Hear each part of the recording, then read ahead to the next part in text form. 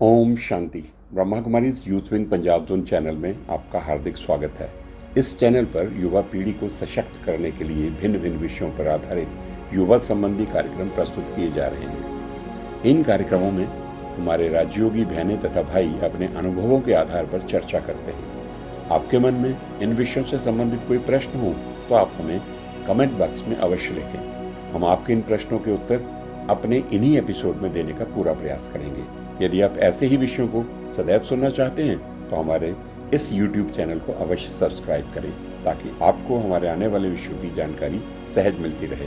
तो आइए आज के विषय पर चर्चा आरंभ करते हैं। ओम शांति। आज एक ऐसे विषय को लेकर के आए हैं जो वर्तमान सिचुएशन से काफ़ी रिलेट करता है।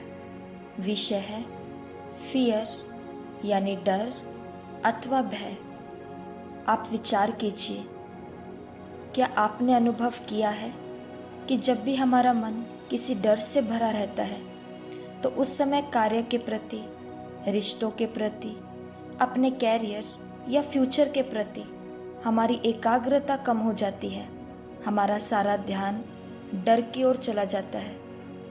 क्या आप जानना चाहते हैं कि डर का कारण क्या है और कितने प्रकार के डर हमारे जीवन में हैं या फिर हो सकते हैं? आज के एपिसोड में हम इसी बात पर चर्चा करेंगे। अगर किसी से भी पूछा जाए कि डर क्या है तो निश्चित तौर पर हर एक व्यक्ति के लिए डर की अलग परिभाषा है, परंतु विज्ञान कहता है डर जैसी कोई चीज़ नहीं। अब प्रश्न उठता है, अगर वास्तव में डर जैसी कोई चीज़ नहीं तो ये फीलिंग बढ़ती क्यों जा रही है? अर्थात क्या कारण है जो चाहते हुए भी डर कम होने के बजाय दिन प्रतिदिन बढ़ता ही जा रहा है?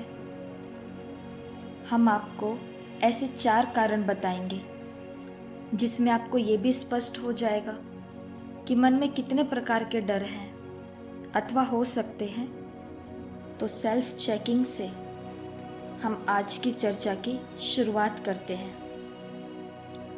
डर का पहला कारण कंपैरिजन, स्वयं की तुलना करना। जब हम स्वयं को किसी से भी कंपेयर करते हैं तो उस समय हमें किसी नए कार्य को करने का डर है या किसी से बात करने का डर, लोग क्या कहेंगे या फिर हारने का, फेलियर का डर हो सकता है। कारण क्योंकि हमने स्वयं की तुलना किसी और के कार्य से, कार्य की क्षमता से, उनके व्यवहार से, उनके बोलचाल के तरीके से, उनकी एजुकेशन से की है। डर का दूसरा कारण इनसिक्योरिटीज़, जिसके कारण हमें अपने भविष्य का, धन की कमी का, रिश्तों के टूटने का और मृत्यु का डर रहता है, वो चाहे स्वयं की हो या अपने स्नेहीजनों, प्रियजनों की हो, क्योंकि हमने अपने आप को इनसिक्योर महसूस किया है। डर का तीसरा कारण हमारी डिज़ायर्स, इच्छाएं और अटैचमेंट्स। लॉ ऑफ अट्रैक्शन कहता है कि जितनी अधिक मनुष्य की डिज़ायर्स होंगी उतना अधिक उसके मन में डर होगा। जितनी अधिक अटैचमेंट्स होगी उतना अधिक डर।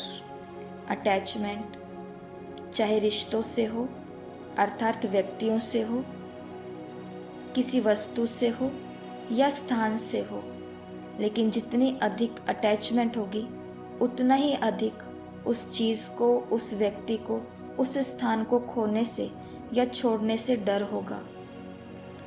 जैसे कि कोई व्यक्ति अपने डिपार्टमेंट में बहुत अच्छे से कार्य कर रहा है, लेकिन उसे कहा जाए कि यही कार्य तुम्हें दूसरे डिपार्टमेंट में या दूसरे ऑफिस में या फिर दूसरे स्थान पर जाकर के करना है, तो उसके मन में कहीं ना कहीं डर रहता है, वहाँ के माहौल को लेकर के, वहाँ के व्यक्तियों के व्यवहार को लेकर के और उस स्थान को लेकर के। इसलिए कहा गया जितना अधिक अटैचमेंट उतना अधिक डर। और डर का चौथा कारण है कमज़ोर विचार।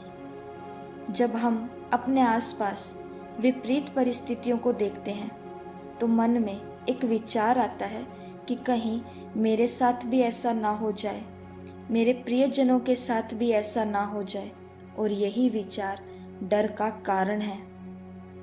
तो अब आप चेक कीजिए कि मेरे मन में डर का कारण क्या है। क्या मैंने अपने जीवन को, अपने व्यवहार को, अपने कार्य, अपने एजुकेशन को, अपने रंग रूप को किसी से कंपेयर किया है, या फिर मुझे जीवन के प्रति, रिश्तों के प्रति, भविष्य के प्रति कुछ इनसिक्योरिटीज़ है, या मेरी डिज़ायर्स, मेरी अटैचमेंट बहुत अधिक है, और या फिर मेरे विचार बहुत कमज़ोर हैं।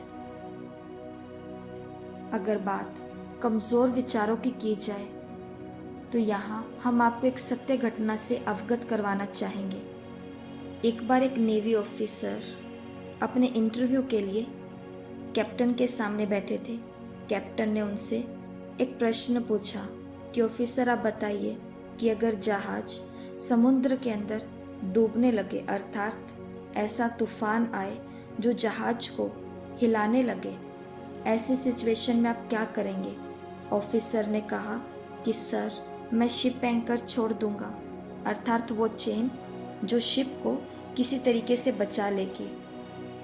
कैप्टन कहते हैं अच्छा, अगर फिर से समुद्र के अंदर थोड़ी तेज वेग से तूफान आए और जहाज काफ़ी हिलने लगे, ऐसी सिचुएशन में आप क्या करेंगे?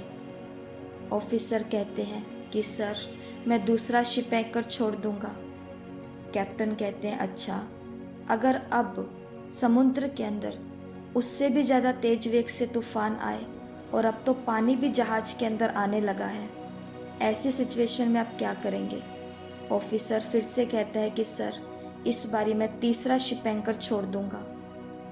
कैप्टन कहते हैं कि पहले तुम ये बताओ कि इतने सारे शिप एंकर लाओगे कहाँ से? बड़ा ही अच्छा जवाब ऑफिसर देते हैं। कहते हैं कि सर, इतने सारे शिप एंकर मैं वहीं से लेकर के आऊँगा जहाँ से आप इतने सारे तूफान लेकर के आ रहे हैं। कहने का भाव है कि प्रतिकूल परिस्थितियों को देखते हुए कभी कभी हमारे मन में पॉजिटिव विचार आने की जगह नेगेटिव या फिर कमज़ोर विचार उत्पन्न होते हैं, जबकि आने का रास्ता एक ही है। हम चाहें तो कमज़ोर विचार की जगह सकारात्मक या शक्तिशाली विचार भी कर सकते हैं, जैसा कि ऑफिसर ने किया। तो आज के एपिसोड से आपने डर के कारण समझे हैं, कितने प्रकार के डर हैं या हो सकते हैं, आपने ये भी समझा है। आप हमें कमेंट बॉक्स में बता सकते हैं कि आपके मन में किस बात को लेकर के डर है, या फिर उसके पीछे का कारण क्या है, ताकि आने वाले एपिसोड में हम आपको और भी अच्छे से इन बातों पर क्लियर कर सकें। साथ साथ आने वाले एपिसोड में आप ये भी जानेंगे कि डर का प्रभाव हमारे मानसिक स्वास्थ्य पर और हमारे शारीरिक स्वास्थ्य पर कितनी रीति से पड़ता है, किस रीति से पड़ता है। पुनः आपको दोहराना चाहेंगे कि सेल्फ चेकिंग कीजिए, डर के कारण को जानिए। आगे के एपिसोड में हम आपको निवारण की ओर अवश्य ही लेकर के जाएंगे। धन्यवाद। ओम शांति।